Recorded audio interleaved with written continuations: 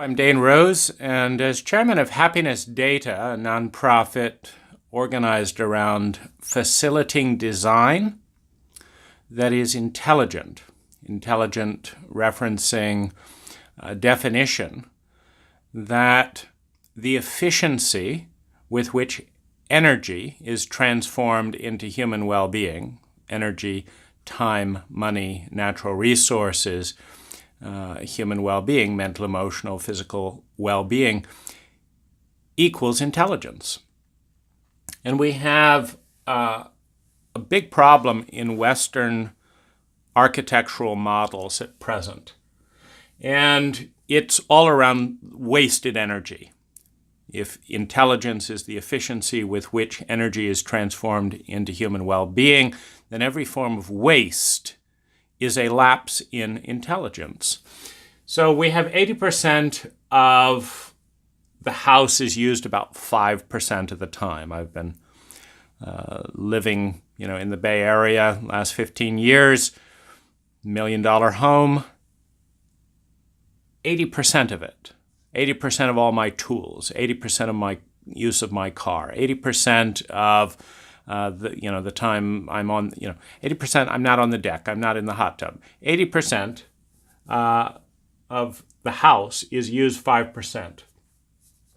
The next inefficiency that's a little bit questionable, particularly given the data on happiness and well-being by Sonia Lyubomirsky, is that the more expensive the house, the longer you have to work to pay for the house. Okay, so that's obvious.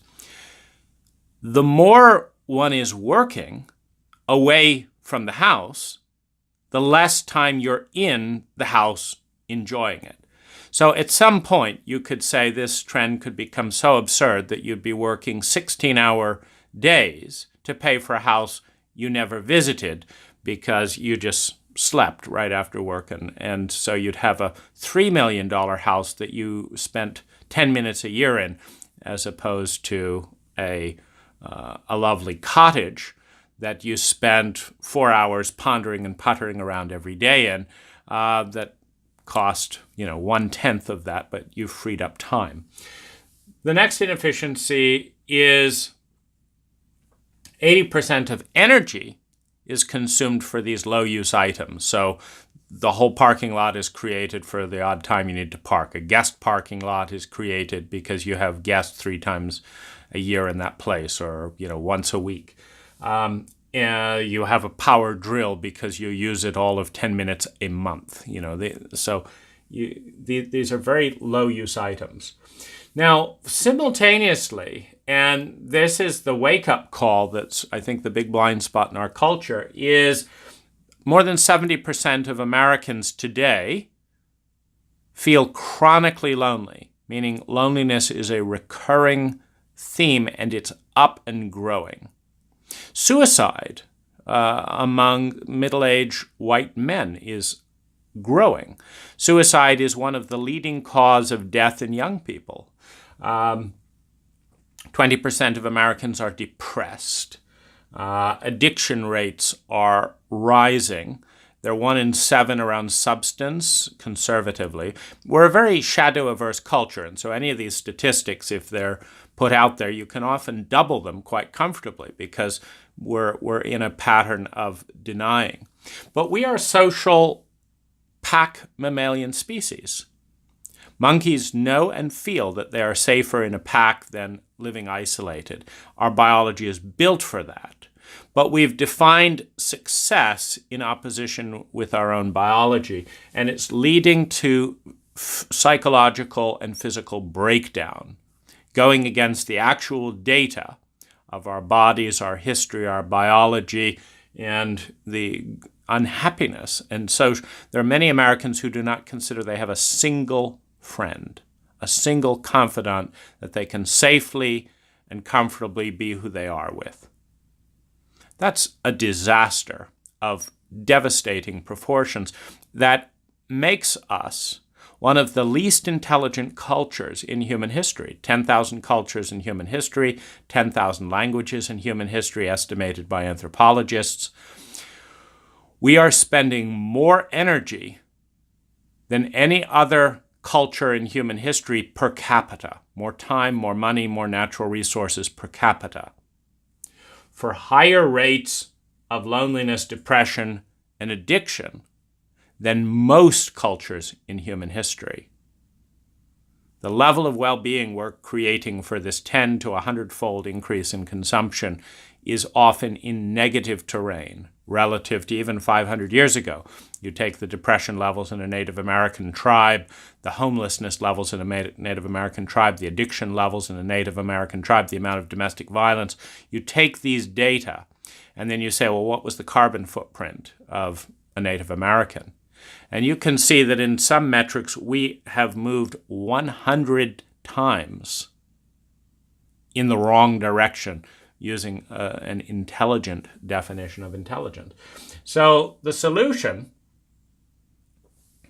is, well, a solution. So how do we respond to this in architecture? Well, in any service business, you want to serve well-being. And a good service is going to deliver more well-being to the client than any other service available. If not, the question is, well, are you really helping them or are you misleading them? In other words, if there are ways that your client could easily spend the same amount of money and create more happiness with less ecological footprint, then how are you serving your client by, making them broke to build an edifice to your ego as an architect? You're not. You're not serving the client. You're serving the idea, the dogmatic idea of architecture. So a solution, transfer 80% of the personal energy, for example, the toilet that gets used 15 minutes a day, into the commons. Transfer 80% of the all these areas that are not being used at least 50% of the time into the commons. Cut costs in the process by 80% for the personal cost of adding a member to community. Cut it by 80%. Cut costs in half overall with this efficiency of seeing that everything that exists is used at least 50% of the time. Meaning that in a 24-hour period, the goal should be that what's there is used. At least 20%, but the goal should be 50% as a way of intelligently rationing what is and is not done.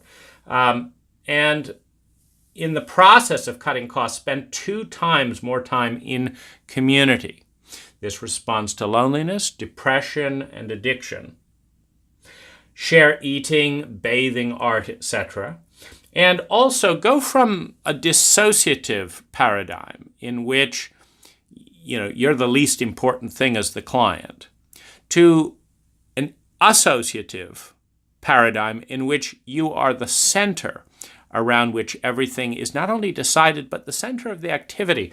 And one of the ways that you do that is when you shrink personal space by 80%, you get down to a size where, for example, if you think of a sleeping and quiet area from time to time, you might very easily fit a person into a small shipping container, 20 by 8 by 8. I want to type quietly by myself sometimes. I want to have quiet, silent conversations sometimes. You can't even have that in an apartment complex in many cases with the poor sound value. And so if you have a very high sound container in a self-contained shipping container, semi-buried, for example, for added insulation and sound, you now have a higher quality of solitude and sleep than many people have today in much, larger units. But a shipping container is also something that once placed and insulated and set up with solar panels on the roof can be fitted out very pleasantly by an individual. some 2x4s, some sheetrock, some interesting recycled paneling. The structure is sound. So now you've got engagement and uniqueness. And you've got a relationship to time that's about the human body as opposed to permits and engineering protocols and construction crews.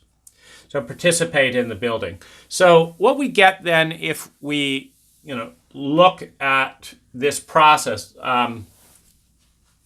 there's an interesting law which is, I forget what's the name. Anyway, an anthropologist says basically we start fragmenting as a community when we get over 150.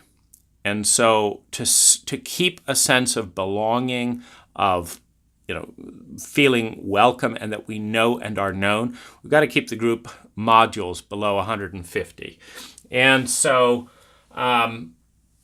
starting with 30 or so, and then letting this evolve into, 70 or so units, couples, children, etc.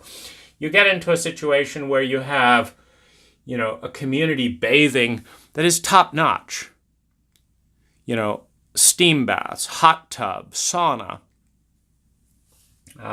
3 or 4 types of, steam, outdoor bathing activity, some indoor for heavy rain, a swimming area. See, now you've got 500% of the bathing opportunities that an individual will have with a shower. But it's being spread out into a shared social activity at the same cost of creating 70 showers.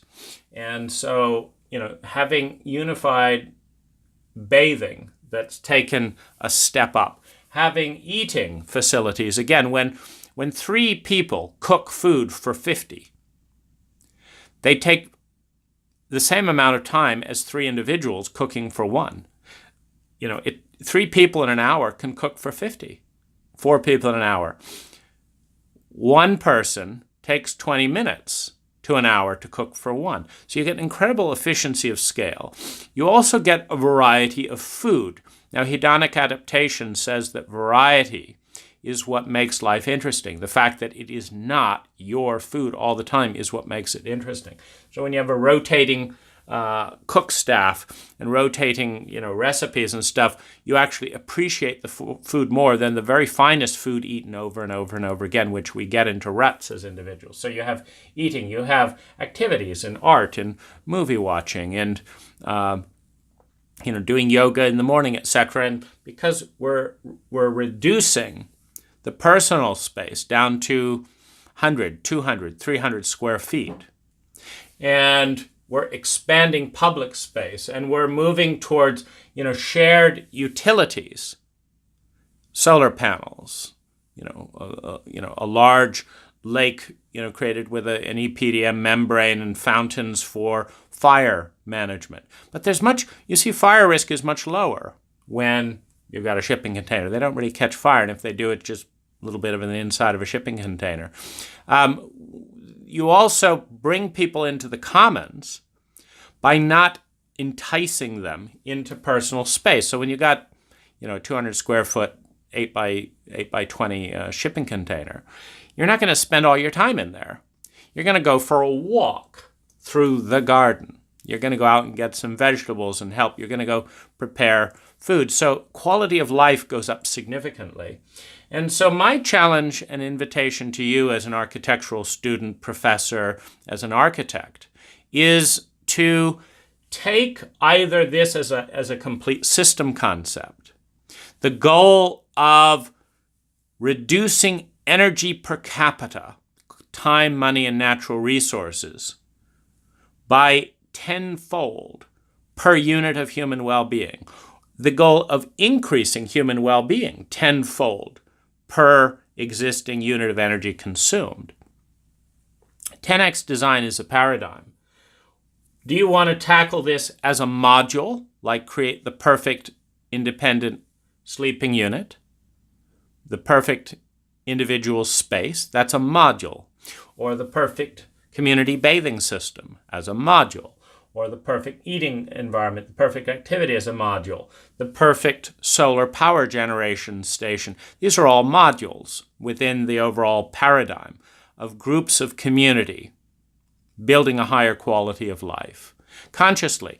And using app technology is, again, incredibly efficient for reserving, scheduling, calendaring to bypass the endless monotony of meetings. And anyone can propose an idea and vote on it. This is a very important part of taking this to a 10x level. But as an architect, the engineering to take a random section of land, and what about taking land that is currently wasteland, meaning that is currently undesirable and selling at 1/10 the price of highly desirable? What about the process of taking wasteland and turning it into the most valuable land around because of what is developed on the land, and the cost spent buying a desirable piece of land being transformed into an even lower cost of creating something that's more valuable? This is the general paradigm. And what I can do is associate your name and invite you to be part of the conversation globally and locally in architecture that is intelligent. I'd love to see what you come up with, and thank you for your time.